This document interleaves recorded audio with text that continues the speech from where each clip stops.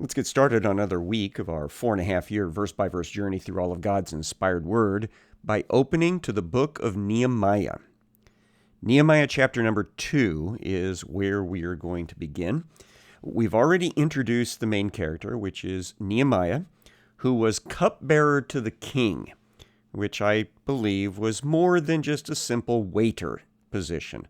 I believe that he may have been involved in the administration of all of the banquets that took place in the palace and in the kingdom itself for the Persian Empire. But Nehemiah was a godly man. And once he found out that things had still not been fully resolved at Jerusalem, meaning that even 13 years after Ezra had gone there, the walls were still unbuilt, the gates were still charred ruins, and the city was not heavily occupied. Nehemiah prayed about that. He confessed the sins of the Jewish people, which brought the destruction of Jerusalem over 150, or about 150 years earlier, and confessed his own sins and the sins of his family. And then he asked God to give him favor in the sight of a specific man. And the man he had in mind was King Artaxerxes. And so we pick up the story today in the month of Nisan, which is the first Jewish month, means we're in the springtime, in the 20th year of King Artaxerxes, which places us in the spring of 444 BC. When wine was before him, I took up the wine and gave it to the king. So he is doing part of his job, which is to be the one personally responsible for selecting the vintage that the king is drinking at any particular moment in his life. Now, I had not been sad in his presence. Now, he had known for the last several months about the things that were going on in Jerusalem, or perhaps we better say, not going on. And he had been fasting intermittently about it, praying about it on a regular basis, but he had done very much the thing that Jesus taught in his Sermon of the Mount, which is when you fast, you go about your normal business. When you get up in the morning, you wash your face, you put on the oil, and then you go through your life as if nothing's happening. So that is exactly what Nehemiah was doing. He was keeping his fasting and his prayer, his intense prayer, quiet whenever he was at work. But on this particular day, for some reason, it came through. The king said to me, "Why is your face sad, seeing that you're not sick? This is nothing but sadness of the heart." So the king has sensed, probably over the last few days, maybe the last few weeks, that there was something amiss, that he was intimate with Nehemiah.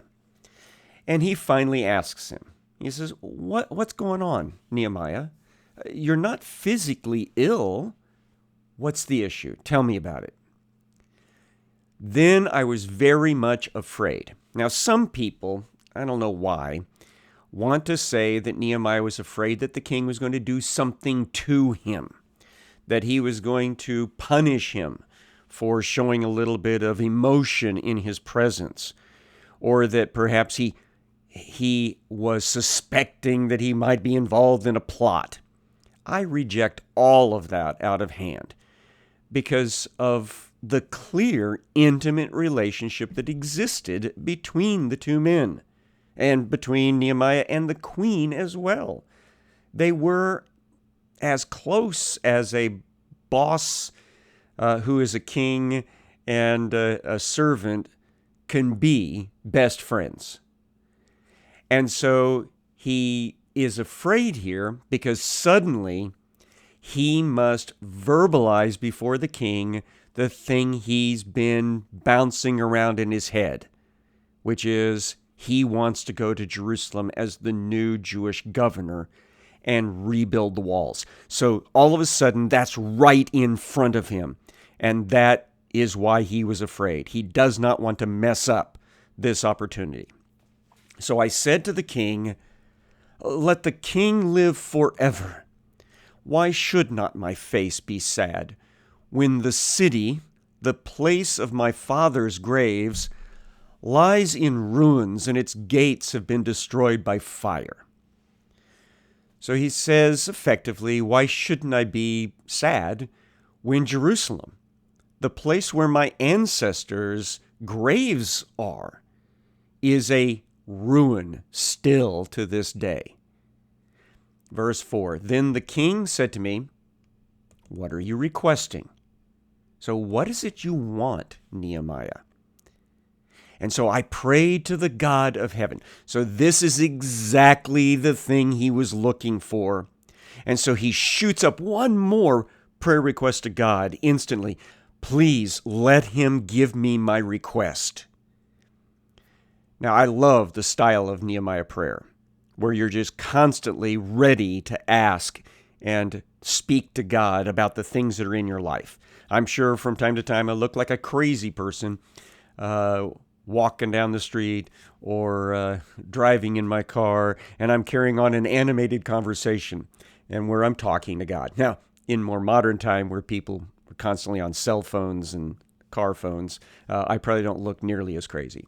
But that, I think, is the essence of that pray without ceasing thing that you see in Paul's writings. We should understand we are constantly in God's presence and can speak to him about anything. So here's Nehemiah. He prays to God in the moment. "And then I said to the king, 'If it pleases the king, and if your servant has found favor in your sight, that you send me to Judah, to the city of my father's graves, that I may rebuild it.'"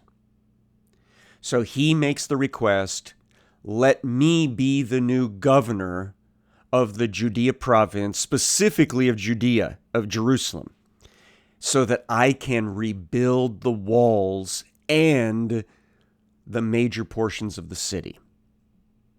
Verse 6, "The king said to me," the queen sitting beside him. So the queen is right there, and she's brought into the story, I think, because of the fact there is this friendship between the royal couple and Nehemiah. And it's probably a fairly long-term one. He's been serving in this administrative office of the wine steward to the king for probably many years now. And so she would be interested in knowing, well, how's this going to impact on your work with us? So the king says, "How long will you be gone? When will you return?"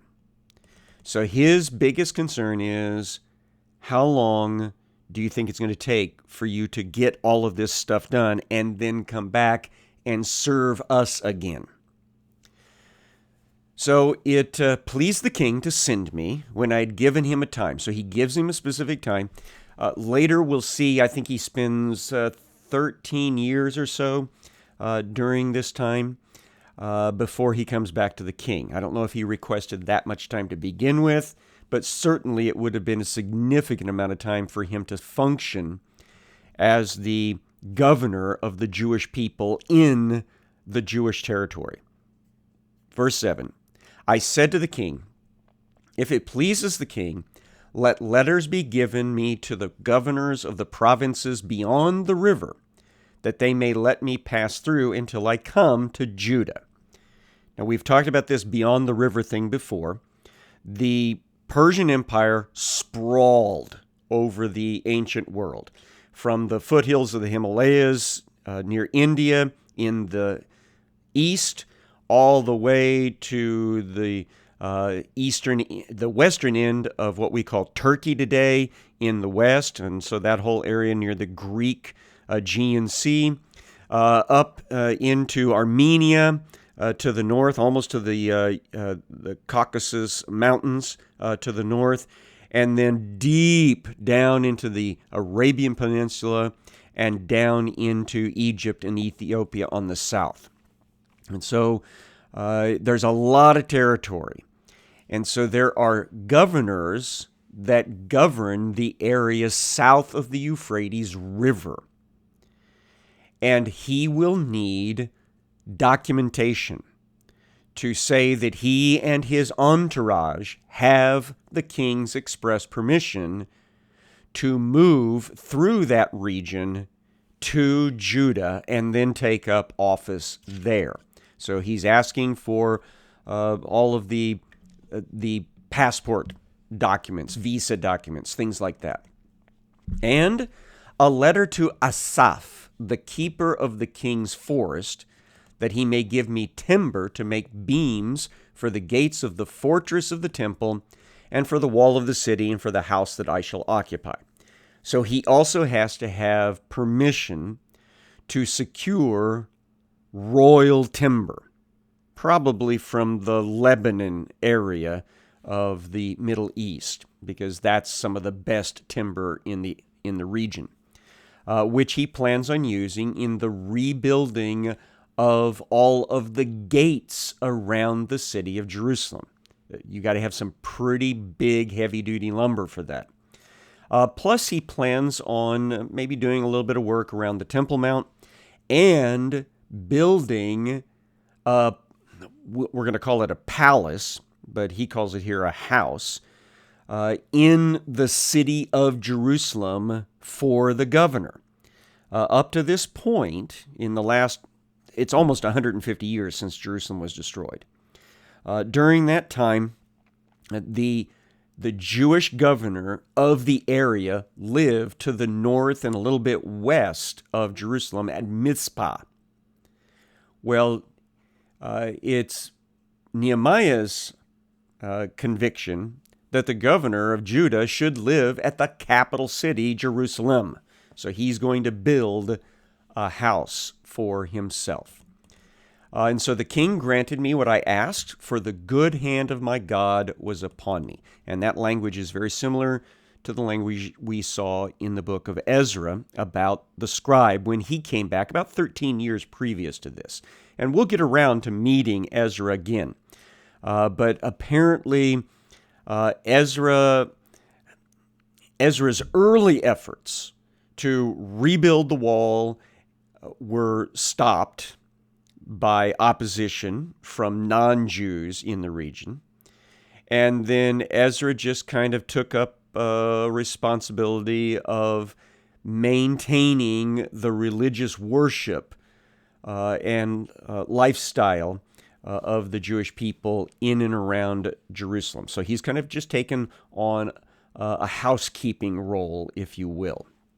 But he'll be brought back by Nehemiah to a very prominent role. Verse number 9, Then I came to the governors of the province beyond the river and gave them the king's letters. Now, we'll discover later that the key guys that he's running into that are called the governors beyond the river are the guys living up in what we call Samaria in the New Testament period, up near the mountains of Ebal and Gerizim, up by Shechem. That seems to have become the new governing point for the non-Jewish people living in the area. And so he would have passed through there on his way to Judah, because the central highway goes right past that place. And so he delivers his authorization letters to become the new Jewish governor. Now, the king had sent with me officers of the army and horsemen. And so they also have all the documents that they need for their official move. But when Sanballat, the Horonite, and Tobiah, the Ammonite servant, heard this, it displeased them greatly that someone had come to seek the welfare of the people of Israel. So these guys that are in charge now had probably been involved in some form or fashion with stopping the building of the walls by Ezra about 13 years earlier. And so now there is in this documentation specific authorization to rebuild the wall. And that does not make these guys happy. And they will do their best to try to stop it. Verse number 11. So I went to Jerusalem, and I was there 3 days. Now, it's probably about the 4th month of the Jewish year at this point, probably toward the tail end of that month that he arrived. And so when he first arrives, he does some of the things that are necessary for a new governor to take care of. But verse number 12 says that at the end of that 3-day period, I arose in the night, I and a few men with me, and I told no one what my God had put into my heart to do for Jerusalem. So he has not yet revealed to everyone that he is here to rebuild the walls, to reinitiate that project started by Ezra 13 years ago. So he wants to do a little private survey of the walls, and he does it at night. There was no animal with me but the one on which I rode. Don't know what it is. It's either a horse or a donkey, more than likely. I went out by night by the valley gate. Now, at this point, we're going to talk about geography around the city of Jerusalem. And I love the fact that I've been in Jerusalem 3 times now and have been able to walk in many of the places that are described here and have seen the topography firsthand because it makes it much easier for me to describe it to you. By the way, we're planning on making another trip to Israel, God willing, in October of 2023. So that's still more than a year in the future. If there's any of you that are interested in maybe making that trip with me and seeing some of these places firsthand, then get online with the website, intotheword.net, and look there for the highlight link about this upcoming trip. So anyway, the first thing you have to understand about the geography is that the oldest portion of the city of Jerusalem, the thing that's called the City of David, which the Canaanites refer to as Jebus, it is a long oval-shaped hill to the south of the Temple Mount. And it is surrounded by valleys on 3 sides with the Temple Mount to the north. So the Kidron Valley is along its east side. What used to be referred to as the Tyropean Valley is on the west side, and then on the south, just barely kind of touching it, is the Hinnom Valley, because the Kidron, the Tyropean, and the Hinnom Valley all come together just immediately south of the Pool of Siloam, which is the southernmost big man-made object in the city of David. So the valley gate that he is going out of is the gate that leaves the newer portion, the Solomonic portion of Jerusalem to the north, the part that was near the Temple Mount, and heads down into the Tyropean Valley, the lower valley that goes along the western side of the city of David. The Valley Gate, as far as I can tell, must have been somewhere near the modern Jewish Dung Gate, which is the access point from the south to the Western Wall Plaza. So he says, I went out by night by the Valley Gate to the Dragon Spring. The Septuagint, which is the Greek Old Testament, actually talks about this being the fig spring. not the dragon spring. There is a word for fig in Hebrew that looks very similar to the word in Hebrew for dragon or jackal. And so I think that the actual reading here is the fig spring, which we're not exactly sure where that's at. So he went from the Valley Gate southward, apparently past the fig spring, and then to the Dung Gate. Now, this is the more ancient Dung Gate. It is the southernmost gate on the the western side of the old city of David. And it was probably given this name Dung Gate because of what was typically carried out of it into the Hinnom Valley at the point where the Tirapian and the Kidron valleys joined it. And it's not necessarily just manure, although there would have been a need to carry that out of the city. But it's a word in Hebrew that refers to almost any sort of castaway material. So we could almost call it the refuse gate or the junk gate, the garbage gate. So that's the name of it. And we know pretty much where it's at because it is always in close association with the Pool of Siloam. And we know exactly where the Pool of Siloam is. So he goes out by night through the Valley Gate, goes south past the fig pool or the fig spring, and then down to the Dung Gate or the Refuse Gate. And I inspected the walls of Jerusalem that were broken down and its gates that had been destroyed by fire. So he is making a visual inspection of the damage done 150 years earlier. He's never seen it himself. He's always heard about it. But now he's seeing it firsthand. He sees the rubble where the stones were pushed down, and many of them had been broken because of fire. There are charred pieces of timber here and there near the gates.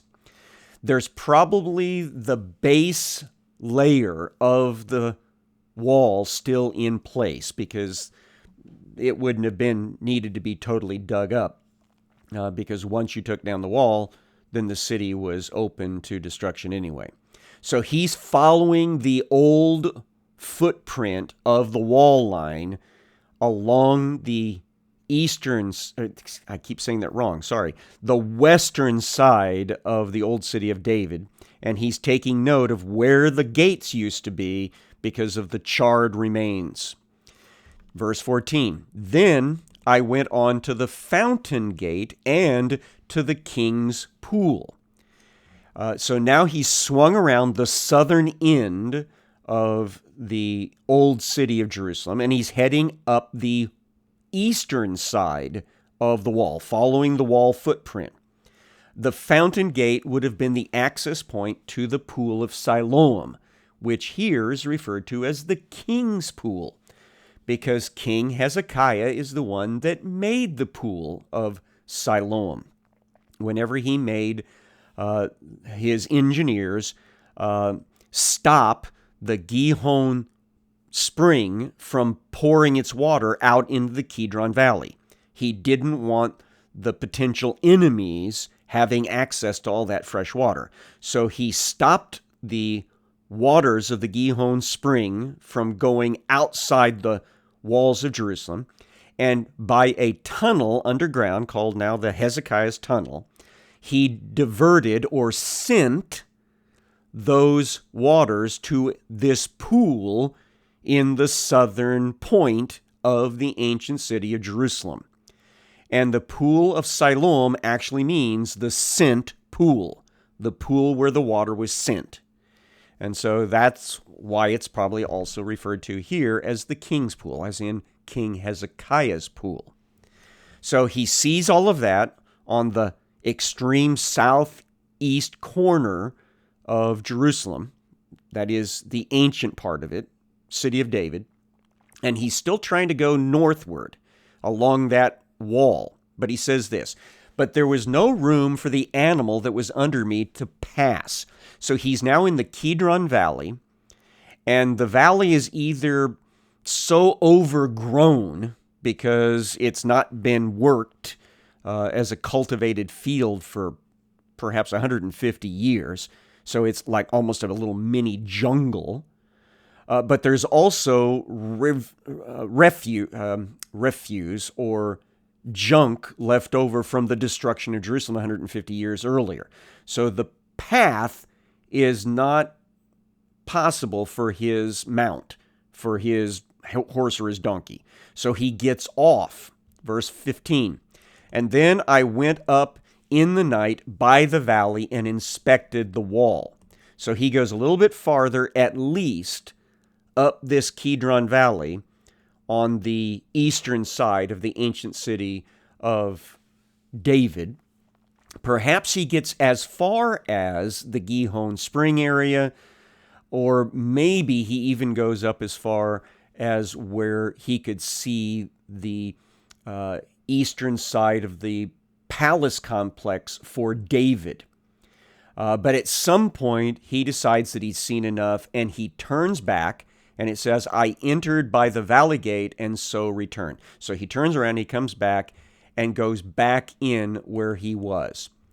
And the officials did not know where I'd gone or what I was doing, and I had not yet told the Jews, the priests, the nobles, the officials, and the rest who were to do the work. So he has now made his own personal inspection on the southern area of the city of Jerusalem's ruins, the city of David region. And so he has apparently a particular interest in it. It may be because it's the most ancient part where the tombs of the kings and so many of the monuments related to David are located.